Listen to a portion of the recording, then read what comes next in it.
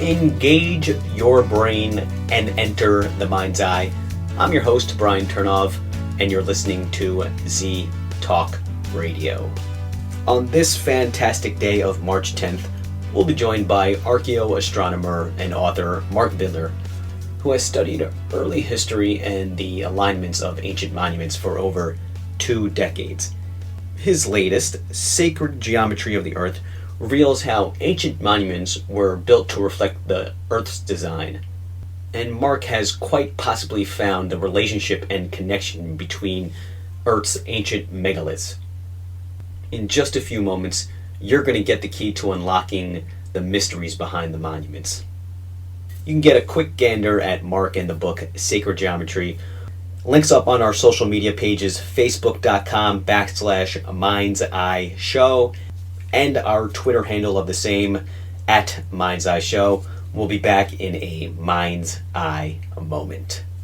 Mark Vidler, independent archaeoastronomer and author. Mark, welcome aboard the Mind's Eye Crazy Train. Appreciate a few moments of your time. Thank you very much, Brian. We got a lot to talk about and not a lot of time to do it in, so let's jump right into it. We're going to be talking about your book, Sacred Geometry of the Earth. Before we talk about that, you've been studying. I want to get a little bit more about your background and history. You've been studying ancient monuments for a long time, a couple of decades now. What originally prompted you into that research? Initially, it was the work of Robert Bauval and, in fact, his discoveries alongside Rudolf Gantenbrink in the Great Pyramid. I was fascinated by Gantenbrink's video showing the interior shafts of the Great Pyramid, which hadn't been seen before, required a robot to film them, and the idea that an ancient civilization should create these tiny 8-inch square shafts running for hundreds of feet through solid masonry or solid stone fascinated me. I thought it was something, to my mind, so unexpected that it amounted to an eye-opener in terms of what these people were capable of. And the question then arose, what was the motivation for doing this kind of engineering? You definitely picked the right show, because Robert Bauval actually came on the show and we talked about exactly what you were talking about a year ago. And he hooked me up with Dominic Gorlitz, who did the Gantenbrink research. So if you haven't had a chance, definitely check it out. Unless that's what made you agree to do the show originally. But I think that definitely sounds like it's up your alley, to say the least. Oh yes. No, I will listen to that. I've spoken to Robert a few times. He's fantastic. A very tuned in individual, and I think he really planted the seed for a lot of people with view to reinvestigating our understanding of ancient history. Yeah, he's really just a great guy, and just really, like you said, he really is tuned in, and he was one of the people that opened my eyes. But I remember, on a personal note, I remember as a child reading up in elementary school on the monuments and specifically the pyramids. I was bewildered by them.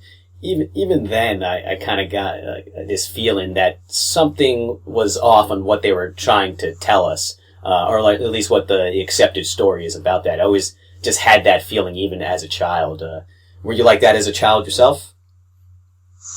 No, to be honest, my interest arose only about 20 years ago. I think prior to that, I just went with the flow. I hadn't actually been to Egypt at the time and seen the pyramids as I have now, and they were really a picture in a picture book. And although they look incredible in the picture, I think you actually have to visit the site to realise what you're dealing with. It's just the Giza Plateau is just an extraordinary series of monuments which really beg a belief in terms of what people were capable of at that period of history. And so that opens up a whole avenue of investigation when you come to realize that they're clearly not built by inverted commas primitive people. These are highly advanced architecture.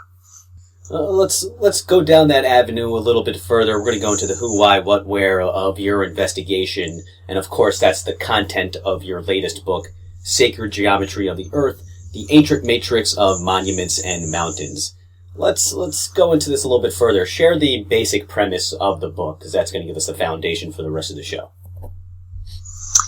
Yes, it's an investigation into a series of monuments around the world.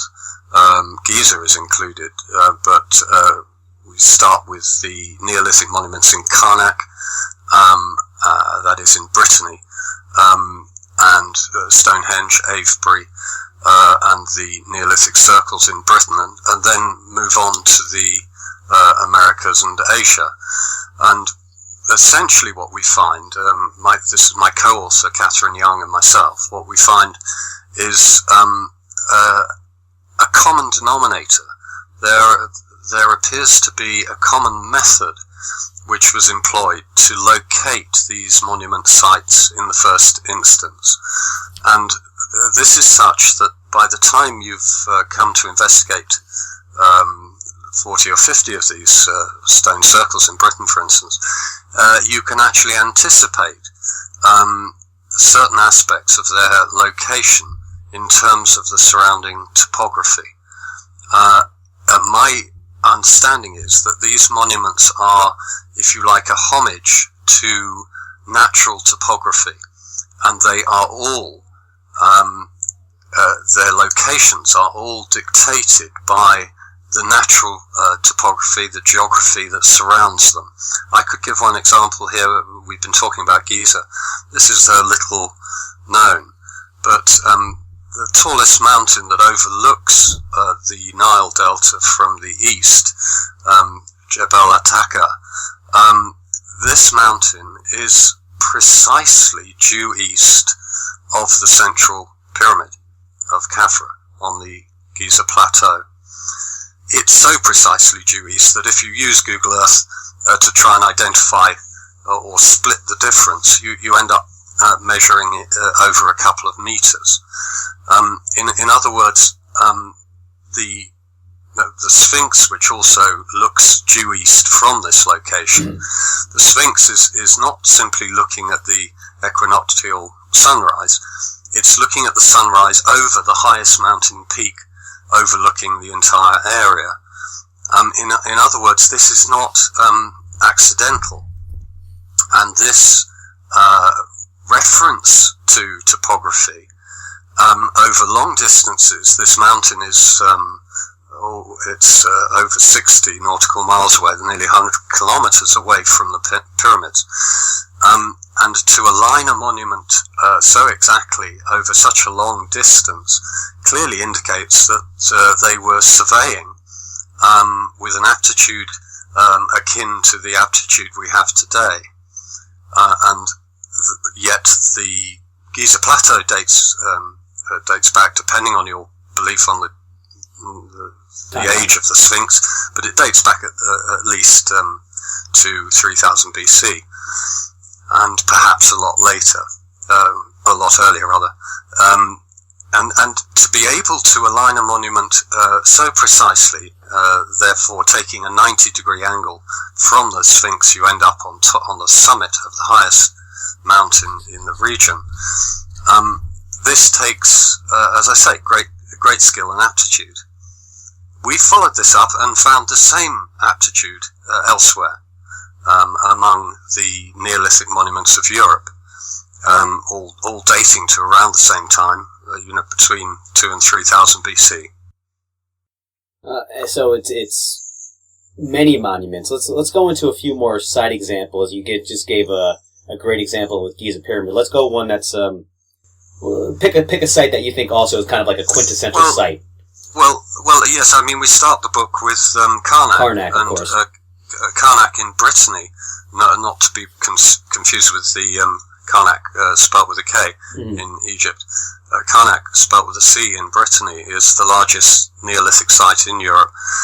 There are parallel lines of stones there have been set up over a distance of 3 kilometers. These lines are indicative of the nature of Neolithic thinking. They were thinking geometrically, and they were thinking in terms of lines in the landscape, hence the line from the Sphinx that I just mentioned.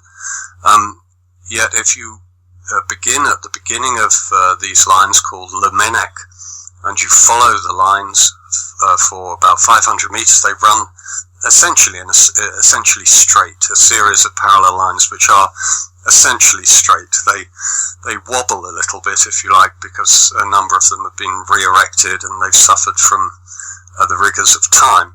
But they define an essentially straight line, and if you follow the line, it goes straight to Mount Everest. In other words, we're looking at a completely new paradigm for understanding how these Neolithic people were working. And if one says, well, surely this must be a coincidence, I would agree, except for the fact that we keep finding the same thing as we move from monument to monument through this book. The amount of mathematical and geographical understanding that is evident from the Neolithic is really quite profoundly extraordinary.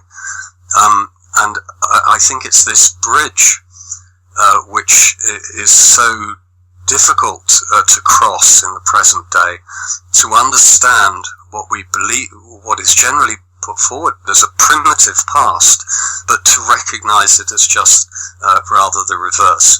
Certainly there were primitive people in the past, but there were definitely people with extraordinary insight and ability also. And then I believe that we can learn from these people through the monument builders. The monuments are essentially messages. They carry information with them. They were built by highly intelligent people who communicate through the nature of the building, most specifically through the location of the building. And none of these monuments appear to be randomly located once you take into account their position in relation to the topography of the Earth. History really isn't as linear as they try to make it out. Clearly prehistoric man was much smarter than what we give him for. And to me, this really enriches our history as opposed to some people that maybe would think otherwise. For me, it sounds like they were talking to us. They were trying to communicate on a level much longer than just instantaneous. They were trying to talk throughout history. Yes, I think that's in evidence in the monuments themselves. They're built to last. They're built to carry information for a long period of time, and consequently they used, when they built the lines at Carnac, wooden posts would have done. You might ask why they were building these lines in the first place, but certainly it would have been a lot easier to stick up a few wooden posts. But instead they put up several thousand standing stones, many of them several tons in weight, spread over 3 kilometers. You've got to have some serious motivation to do something like that, and they're still there today. That is the evidence of their ability to carry information through time. So same with the pyramids. Same with Stonehenge. Stonehenge, the stones are locked together by joints. They are trying to make something last, and they succeeded. Yeah, they're almost like the kind of like signposts in a way, or even the monument building is a ancient form of GPS on a level. Would you? What about that idea? Would you use it like a mapping system essentially? Yes, my co-author Catherine Young came up with that term, the signpost in the landscape. Right. And I think if you use it loosely or broadly, that's exactly what they are. So when you see the Sphinx looking due east, you simply follow the line of sight and you get to the highest mountain, summit, spot on. If you follow the lines of Carnac, you get to the highest mountain in the world. When you start to look at these things, the same applies with Avebury in the UK. It's aligned with the two highest summits in central, southern and southeast England, and so on. As soon as we relax our view and say, well, these people did understand the topography of the planet, they had clearly measured the Earth, as Jean-Michel said, and they did have the technical facility, as Professor Alexander Thom said. If we allow those people into the argument and their views into the argument, we start to see what was really going on, and the ability that these people had. What I enjoyed about your book is that, time and time again, you proved it with all the different Neolithic sites and sites around the world. And the book itself was like a trip around the world with all the pictures you included. Obviously, you had a lot of evidence and how mathematics, which is considered to be a universal language, was incorporated in all these different sites. You talked a lot about how numbers were involved too, phi, pi, and of course the golden ratio. Talk about that relationship there and the importance within sacred geometry. Briefly, the use of a 360-degree circle is known about from early history, from Mesopotamia, but it seems clear to me that it was being used in Neolithic Europe. And in fact, the basis of Neolithic measurement was a 360-degree circle with each degree divided by 60 minutes of arc. Now, if you apply that to the globe itself, broadly speaking, you end up with the nautical mile, which is the mean distance of an arc minute over the meridian. The nautical mile is in common use now for that reason, although it's based on the ancient sexagesimal system, the 360-degree circle. Now, we provide, I think, conclusive evidence that this nautical mile, the same nautical mile we have today, was in use in the Neolithic.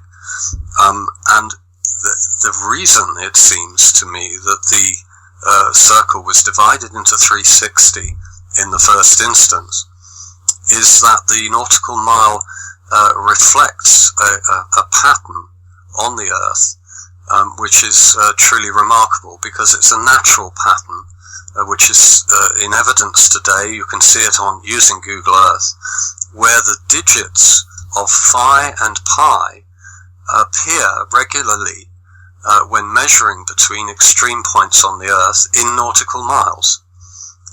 It sounds complicated, but it's not that difficult. For instance, if we measure between the highest mountain in the Americas and the highest mountain in Africa, that's between Aconcagua and Kilimanjaro, the distance, if you use Google Earth measuring tool, the distance between the summit of one mountain and the summit of the other is 6180 nautical miles. In other words, the phi digit.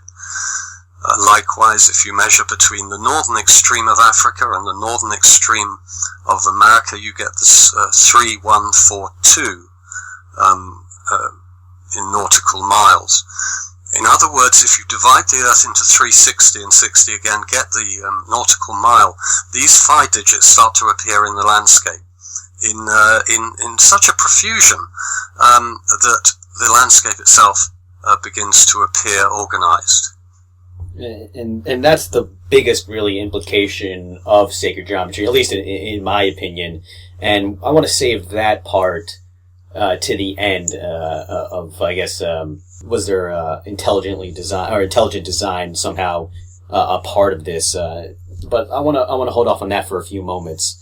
Was there a certain aha moment, I guess I want to say, in that really made you realize this undeniable relationship between math and the monuments? Yes, I think there are probably two. One with this book, Sacred Geometry of the Earth, which occurred, I think, with Nazca, which maybe we'll mention later. Please. But initially, it was with Avebury, when I was looking at stellar alignments.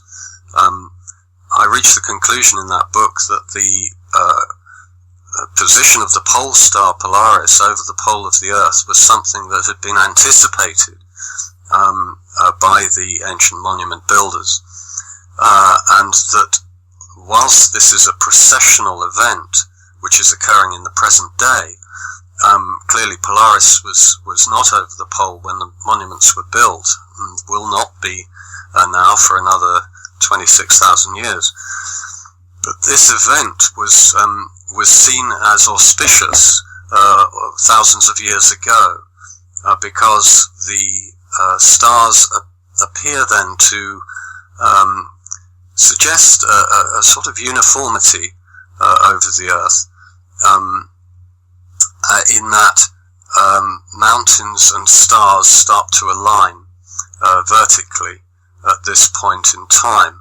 And when I say this point in time, I'm talking about the current and the next stellar epoch, the next 100 years or so. Polaris reaches its most precise northerly point in about 100 years' time.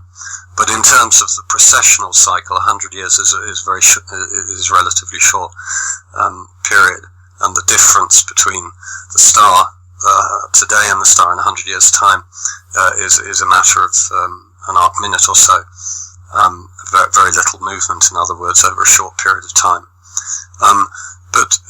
Sorry, just to get back to your question, yes, the alignment with Avebury is such that the head of Draco, the dragon in the sky, now passes over Avebury in such a way that the brightest star in the head of the dragon, which comprises 3 stars, the brightest of these passes over Avebury, give or take 4 arc minutes, and the second brightest passes over Ben Nevis, which is the highest point on the British Isles. The third star passes over the Dingle Peninsula, which is the most westerly extreme of the British Isles. So we have Silbury Hill and Avebury built at a location that will conform to these alignments at a future date, but did not when the monument was built. In other words, none of these stars passed over these places when the monument was built, but they do currently, all with an accuracy of about 4 arc minutes, which is negligible, really, when we're looking at that span of time. So yes, and as far as eye-opening moments, I saw then that this was a geometric arrangement because the stars form an isosceles triangle, and consequently the Silbury Hill, which is itself the motif of a mountain, if you like, it's the largest earth mound in Europe, that this is directly linked to Ben Nevis, the largest natural mountain on the landmass, through stellar alignment. And then you follow the Hermetic saying, what is above is like what is below. And you realize that that really we're talking about geometry on the Earth as well as in the sky. It seems almost undeniable with the amount of alignments that you point out, not just obviously with the stars, but in the book Sacred Geometry with all the continental. It's really... It's overwhelming almost at a point because, as we're going to talk about the larger implication later on, do you think your background in carpentry helped you realize, the sacred geometry, the math in the world, because you were able to apply design and math on a tangible level? Yeah, I think it did. I think that one of the things that you find with carpentry is that if you're going to cut a a piece of wood to a precise length, you don't do it accidentally. It's that simple. Is that you have to measure very precisely to get a precise fit. And so when you see this same precise fitting occurring with the ancient monuments and the alignments I've just discussed, as I say, to within 4 odd minutes or whatever, that's akin to getting it correct to within a millimeter or whatever in the carpentry world. In other words, yes, the two things do correlate, because you do get a sense of the accuracy in measurement and what it really means and what it takes to achieve it. Yes. Before you mentioned you wanted to talk about the Nazca Lines, I appreciate bringing that up, because pretty much all of your book talks about monument buildings, the megaliths, the ancient sites in that regard, except for the Nazca Lines, which aren't megaliths. They're really just, I guess, what we call earthworks. How do they fit into this picture? Yes, it was an interesting story for us, because we'd pretty well written the book, and yet I was completely confounded by the Nazca Lines. They didn't fit into this formulaic pattern which we found with the other monuments, and we tended to just choose the larger monuments around the world because, of course, they're so numerous. We thought to avoid cherry picking, we would just choose the largest. Well, Nazca is certainly in that category. A huge area covered with straight lines. So here we have the linear motif that we found elsewhere. But it didn't make any sense when we started drawing lines from Nazca to the high points and to the extreme points on the Earth, which is the key to understanding why the monuments are placed where they are in our view. So yes, we searched for these the alignment with mountains and extremes, and didn't find it with Nazca. And the key that you're looking for when you proceed in this research is the motif of two or more aligned points with the monument. But the key behind it is that the points themselves then have to be joined together independently to reveal a natural geometry. So to cut a long story short, we finally found the alignments with Nazca, and they're not with high points or extreme points, they're with deltas. And there are, in fact, a number of motifs on the ground at Nazca shaped as deltas.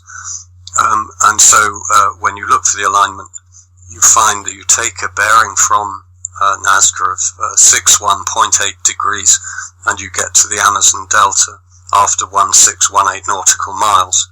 If you continue on that line, you get to the Nile Delta. And if you continue on that line for a further 3142 nautical miles, you get to the Ganges Delta. So these three deltas, among the largest and most famous in the world, are on a straight line from Nazca, and that line has a bearing of 61.8 degrees. Now these are the key measurements and the key bearings which we found elsewhere with the monuments. We then find the two largest deltas in North America, the Mississippi and the Mackenzie.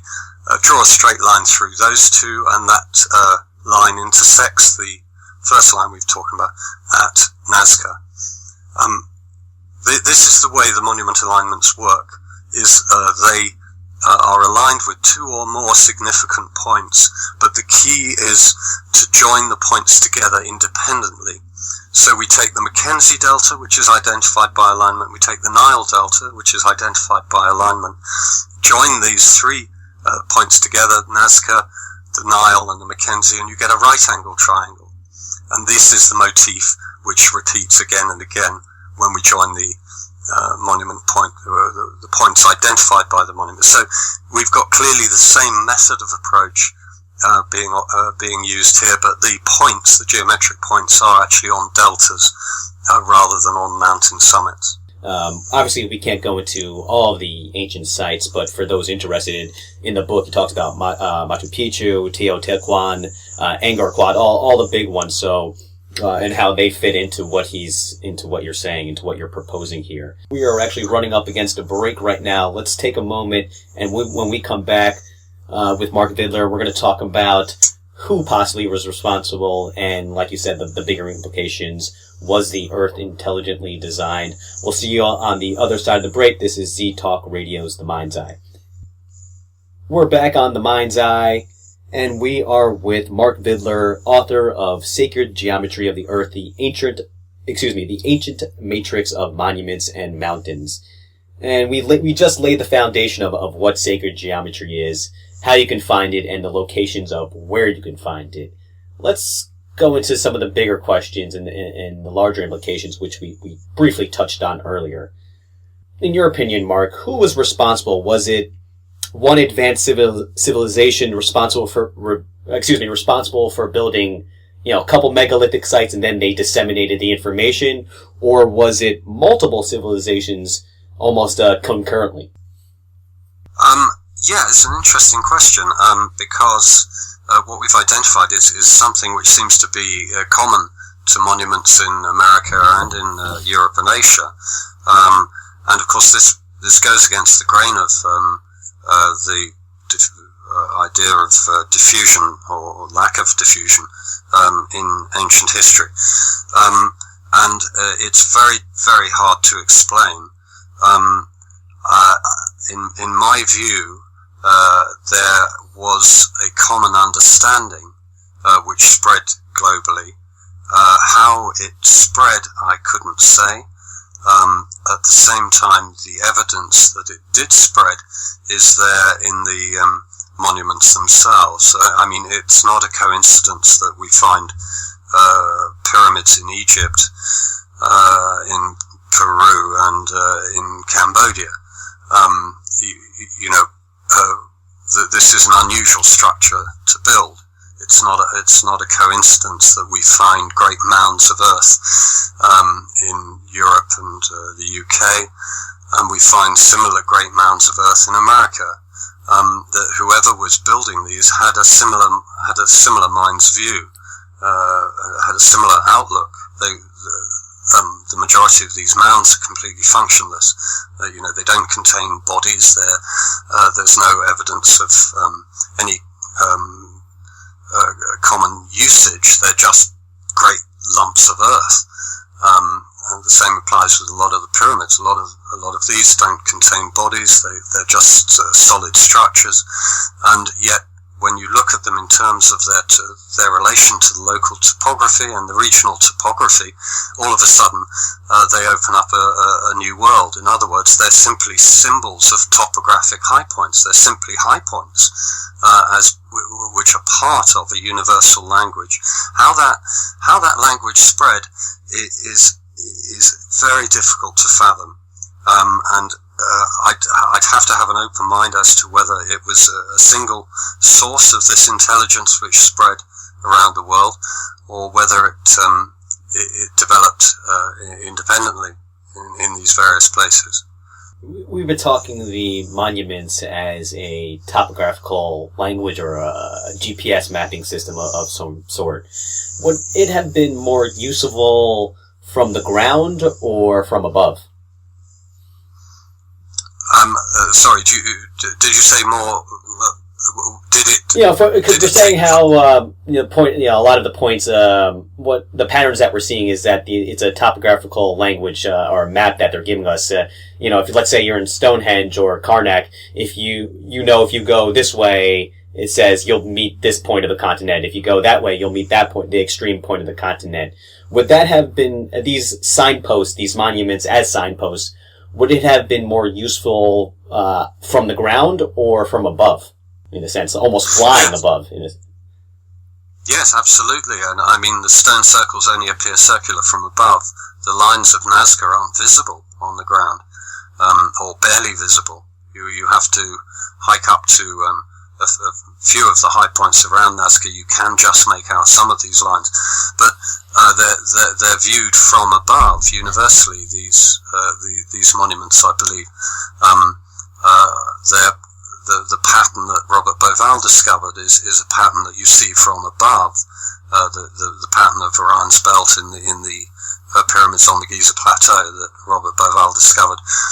This is a vertical view, and as I say, Stonehenge, you need a vertical view to see the circle.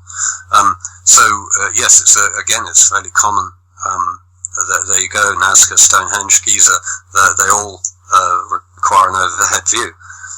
What do you think that means? That they were able to build it from looking from above, or they just had such advanced knowledge of math that they didn't need to look from above to build this? Yes, that's a very good question. Very good question. Catherine and I have puzzled over this for some long time of how they had this ability, and it remains, I'm afraid, Brian, for me, it remains a great mystery. Mm-hmm. I think if you take a look at some of the more modern abilities of human beings, the ability to view remotely, which is I don't think is in dispute anymore. I think that's been statistically proven by the Stargate project, by the American military, that remote viewing is a fact of life. If certain people on this planet can see things at a distance like that, we investigated this a little bit, and when you look at the record of what people like Ingo Swann were doing, they were flying. They describe arriving at particular places from the air. This is actually, I'm referring to a particular remote viewing section where both Ingo Swann and another colleague described the same thing, coming in from above as if they were landing by aeroplane. So people, you had discussion about Edgar Casey on your program a while back, quite recently. Fascinating discussion. Here's an individual who was seeing things at a distance. These abilities now have been suppressed in the classroom, I think, for so long that we're slightly surprised by them, and indeed some people are appalled by the idea that you can travel in your mind's eye to various locations on the planet without leaving your seat, and yet there is conclusive evidence that some people can do this. So if we allow this mental capability in the present day, there's no telling what people were capable of in the past. And just to qualify that, if you look at a lot of the myths, a lot of the religious texts, they virtually describe remote viewing. The oracles were, people went to the oracle to get a remote view. That's what the oracles were providing. Yet, I think since the Age of Reason, the scientific revolution, we've tended to squash these abilities. They're associated with great taboos like witchcraft and so on. So there's absolutely no telling what the ability of the human mind was in 3000 BC, but it certainly had some. There were certainly some highly capable people back then. Yeah, we really got to stop continuing to believe that our ancient ancestors were not as smart as us in some ways, as you, with these examples of the monument site, they were much smarter than us, to say the least. Professor Tom, who I mentioned earlier, he used those exact words, or almost identical words, when he'd researched the geometry at Avebury. He said they were smarter than I am. And Plato said the ancients were wiser than us. We kind of don't teach this in school anymore. There's a generally accepted. You mentioned at the outset. There's a generally accepted view of linear history, but the monuments like the Great Pyramid actually fly in the face of that view. It's something which couldn't have been built, in my view, in the Middle Ages. There clearly was an extraordinary ability way back then. Yeah, I was a teacher for a few years ago, and it's really interesting how they teach these type of mysteries, and how, they try to prove that time was linear, and then if they even have anything about certain mysteries in textbooks, it'll be like a little blurb that easy to read over, a little caption, and they'll just say, well, we can't really figure out how they did it, but clearly they weren't as smart as us, so we just haven't figured it out just yet. So almost if they even mention something, they conflict. They say two different things. They contradict themselves. Well, why do you think that is? That as much as evidence seems piling up, that textbooks and educators, the ones who write the books, don't want to at least explore the mysteries a little bit more? I think there is a general reticence in a lot of the academic world to investigate these sorts of areas. There's Dean Radin is a good example. He calls this a taboo. He investigates these so-called what might be called paranormal phenomena in a scientific context. He's a scientist himself. He's written a number of books about this, and his conclusion is the word taboo keeps coming up. He said, he can't get the information across because there's a taboo about it. There's he discovers something called presentiment, which is essentially similar to precognition, but he discovers it scientifically, and yet instead of, as it were, changing the mind of science, science simply locks him in a shoebox. They really do not like to hear about this sort of thing, and there is definitely an establishment which has already made its mind up and doesn't want to be dissuaded.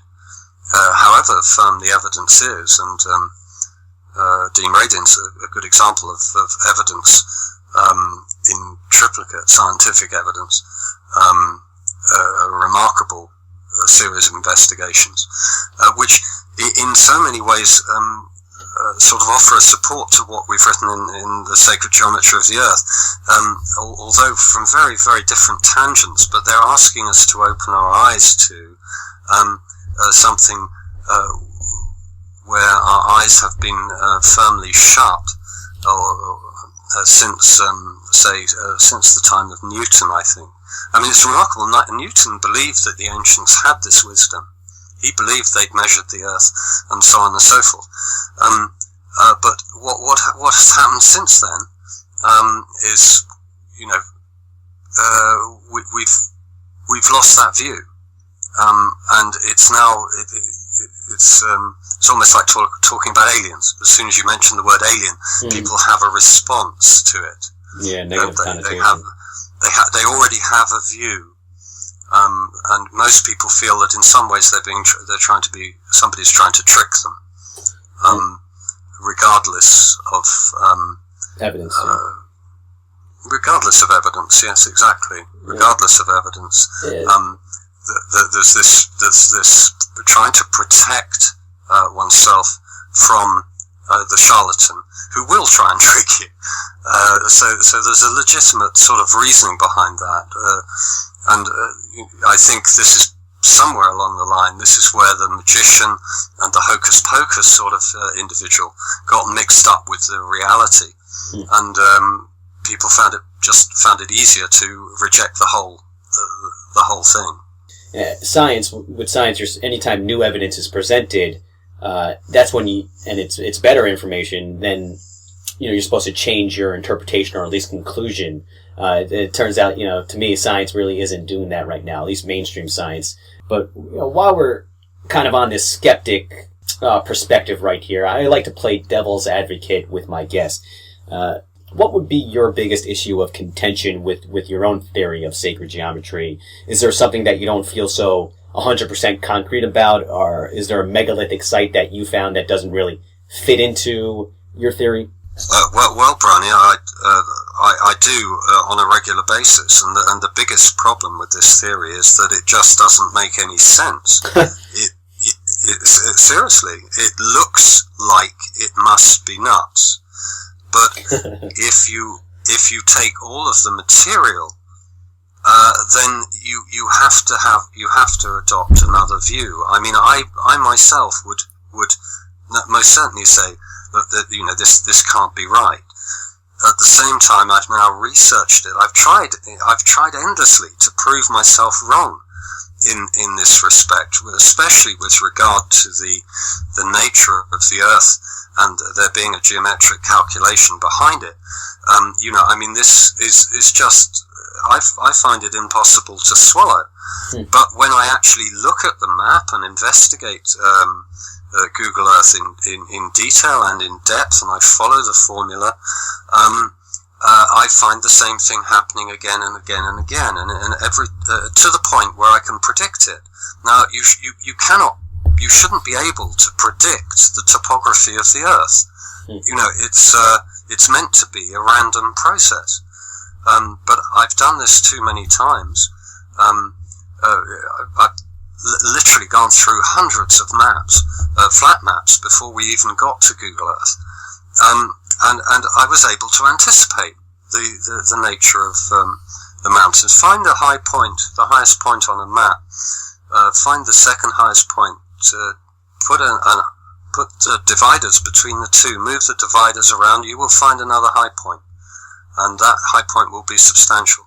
And these rules should not apply to a random spread of points. So you get to you get to a point where you have to believe what you can't believe. I hope I've answered that satisfactorily without sounding. Well, to me, it sounds like you're saying you're applying the scientific method, and time and time again, you're being proven. I'm wondering, how does the theory of, or at least is the theory of Pangea, that there was once a supercontinent, a variable or a factor into this at all, or not even? Yes, and it's a shame Catherine isn't here to talk about this, because she has a view that the extreme points on the Earth, as it is today, are actually providing us with data, if you like, about the forthcoming changes in sea level.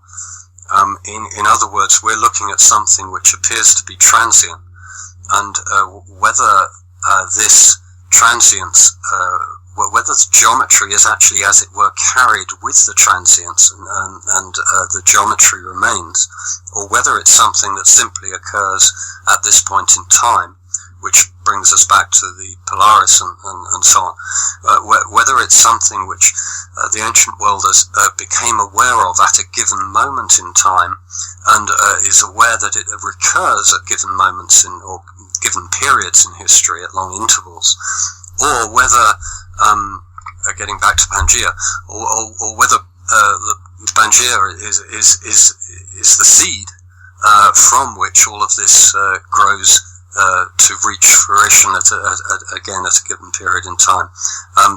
Very difficult to pin that one down.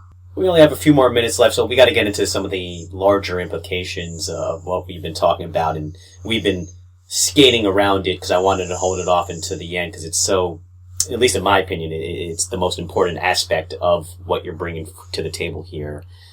If there is sacred geometry, that the monuments are connected, it's a topographical map, and that there's a geometric order to the Earth, it really begs the question, what were they trying to say? Were they trying to tell us that the Earth was intelligently designed, that there was a creator of some sort?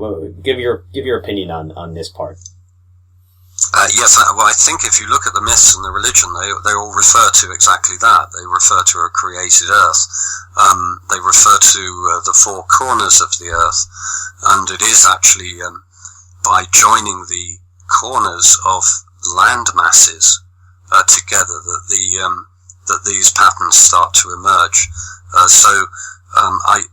think the ancient world were aware of, if you like, a subliminal pattern on the Earth, which gives the impression that it's been calculated, and that the land masses are not random, that the locations of the high points are not random.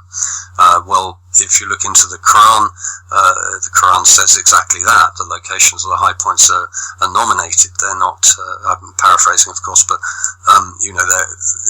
these ancient religions, the Bible says something very similar, and a lot of the myths say something similar. So it should be really no surprise to find that the ancient world prior to the written word, prior to writing these things down, leave evidence of this belief in the creation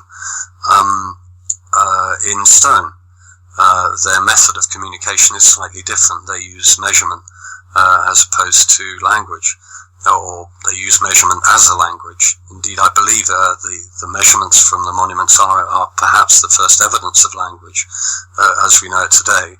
These are straight lines with glyphs on them. You simply measure the intervals between the glyphs, and that gives you information. So what about in your opinion, obviously the ancients, in their, not all of them, but many cultures in their mythology, their creation myths, they talk about that there was an intelligent design. What do you think that the Earth, after all this evidence that you found in research, that there is a geometric order, do you think that the Earth is designed intelligently? It's an interesting question, because I'd ask the question back to whoever asked it. Do you think that the shell of a nautilus is designed intelligently? Or do you think the veins of a leaf are designed intelligently? Well, I was going to bring that up, like the Fibonacci, I guess it's pronounced Fibonacci numbers, where nature has its own numbering system. Exactly, nature is the key word. I think we might be looking at nature. When we look at a spiral nebula, we don't go, my God must have created that spiral, because it's geometric. At the same time, it is truly remarkable that things aren't just flying around randomly. I'm sure physicists have an answer for this, and biologists have an answer for the nautilus shell, but it's all one and the same thing. It's all nature. So to find these patterns on the surface of the planet, it may be a surprise, but it isn't totally unnatural, if you like. Whether this is whether you view nature to have a mind, i.e. as a god, or whether you view nature to be the series of physical events resulting in the veins of a leaf or the spiral nebula, is an individual decision. And I'm not gonna let you skate away too quickly on that. What is your opinion? If you want to plead the fifth or say no, I completely understand. What's your belief? I came to this. I don't have any conventional religious beliefs, but I've come to this through studying Neolithic monuments, and I believe in them, if you like. And I believe in their ability to describe something, and I see them if they are worshipping anything. I see them worshipping the earth itself as a whole, and whether they felt it was designed by a single creative being, a god, in other words, or whether this is part of the whole superb business of life itself. I can say for myself, I'm stuck between. I'm still stuck with this argument. Because as soon as you say yes, I have a religion, you compartmentalize yourself, and I don't think it's necessarily wise to do that. it's the world is forever changing. Is global warming something that's part of this design process, or is it simply an accident which we shouldn't allow to happen? The very big philosophical questions, and the individual's view on religion, God, creation, and so on. I think should really probably remain in flux. Fundamentalism is proving to be a very very unpleasant attribute. Yeah, I couldn't agree with you more. And it seems that not only was these ancient monuments a topographical language, they were trying to tell us something, that there was a geometric order. It's also a philosophical language. Depending on the culture and the person's personal beliefs, it's subjective whether they believe that there was intelligent design or not. When you look at these pyramids, that's pyramids and the monuments, it's hard not to think that. And I think that is one of the languages that they were trying to or one of the statements that they were trying to convey over time. Yes, couldn't agree more. All right, we only got a couple minutes left. Let's just kind of summarize what we've been talking about. Why do you think that your book, Sacred Geometry of the Earth, and the theory that you're proposing is so important? Well, I do think it's a book that people could enjoy if they, especially if they have Google Earth, which is freely available. I think you could enjoy this book because whatever your beliefs, if you follow some of the measurements in the book, you find that you can start measuring yourself. The measuring tools on Google Earth are very simple to use once you get a grip of them, and you can essentially measure between any 2 points on the Earth in a number of units, and we use the nautical mile for the reasons I've outlined. I think hopefully readers will be able to do this, and will find some of the wonderful things that we've found as well. Some of the things that really do make you question the nature of random, in terms of whether the Earth really is random or not. Yes, anybody who has the time to do that, to look at the book, look at the illustrations, and then follow those through with their own investigation, I think may find it very rewarding. I hope so. Not only the overwhelming evidence, but something to really chew on, something to really think about, and obviously what we've been talking about for the last 15, 20 minutes or so. And before I let you go, what's up next for you, Mark? Are you going to be chewing on this a little bit more, doing more research into this aspect, or looking somewhere else? Yes, as I said, we're gradually building a website. There was a lot of data that didn't go into the book. We've only just started doing this, so anybody who looks at that, neolithiconline.com, if they'll bear with us over the next year, I'll be putting more data up there, which is being prepared at the moment. I'm looking particularly at mounds. At the moment, wire mounds, where they are, they're clearly topographical references. It's quite astonishing, some of the things which we're finding with regard to the Y mound, the location of mounds, particularly in the UK. Absolutely fascinating stuff. I'm looking forward to that one. Obviously, we'll have to have you on again when that comes out. And Mark Vidler, I just really appreciate giving us a mind's eye moment. We're definitely going to talk a little bit further down the road. Brian, thank you very much indeed. I've enjoyed it. Thank you. We'll be right back for the Mind's Eye Show wrap-up after a quick word from our sponsor. It's time for the Mind's Eye Show wrap-up, and that means it's another one in the books. Before you clock out for the evening, don't forget to check out the links for tonight's guest, Mark Vidler, and his book, Sacred Geometry of the Earth, up on our website, themindseyemedia.com. And while you're stopping by themindseyemedia.com, find out what our next show is all about. We'll have the return of Professor D. Joseph Dorowski. He's going to help us achieve nirvana and celebrate the release of the new Justice League movie, Batman vs. Superman: Dawn of Justice. Professor D and I will explore the evolution of these superhero characters and their impact on America and pop culture. You know we gotta get our geek and nerd on every so often. We'll meet again then. As always, much appreciation to you, the listener. I'm your host, Brian Turnov, and you've been listening to The Mind's Eye on Z Talk Radio.